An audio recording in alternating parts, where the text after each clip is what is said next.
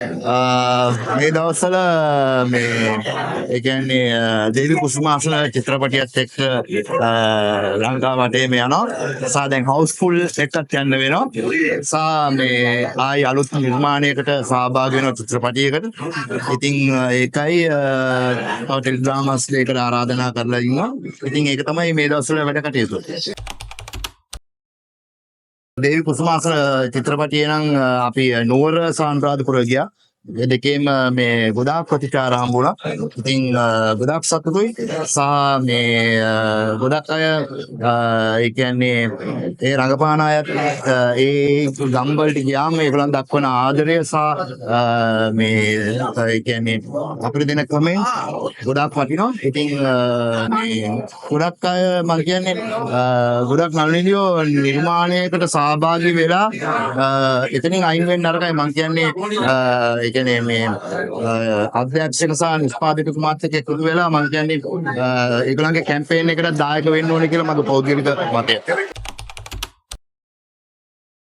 මුලින්ම ජයන්තට ස්තුතිවන්ත වෙන්න ඕනේ. මොකද සවුසා කියන මේ කැරක්ටරේ මට දුන්නට.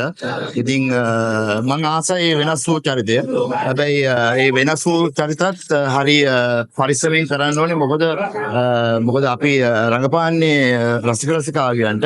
ඒක නිසා මේගොල්ලන්ට හදවතට දැනෙන්න හොඳ දේවල් හොඳ නිර්මාණවලට සහභාගී වෙන්න ඕනේ. ඉස්සරහට 22 මේ ආවා දේවි කුසුමාසන. දැන් 29 වෙනිදා ඉඳන් හවුස්ෆුල්. සහ ඉස්සරහට එන චිත්‍රපටි 6ක දිගටම මං ඉන්නවා. මම ඇත්තටම ඒ කියන්නේ ප්‍රතිචාර මම ඒ කියන්නේ කමෙන්ට්ස් මම කියවනවා. හැබැයි ඒකට ප්‍රතිචාර දක්වන්න යන්නේ නැහැ. මොකද ඒ දෙන කමෙන්ට්ස් මම නියතමානීව මේ බාර ගන්නවා. මට හදන්න තියෙන තැන් මම හදා ගන්නවා. ගන්න පුළුවන් දේ මම මගේ පෞද්ගලික ජීවිතේට මම ගන්නවා. මං ආසයි ඒ කියන්නේ හම්බ කෙනෙක්ගේ චරිතයක් කරන්න. මං ආසයි මියුසිෂියන් කෙනෙක්ගේ චරිතයක් කරන්න.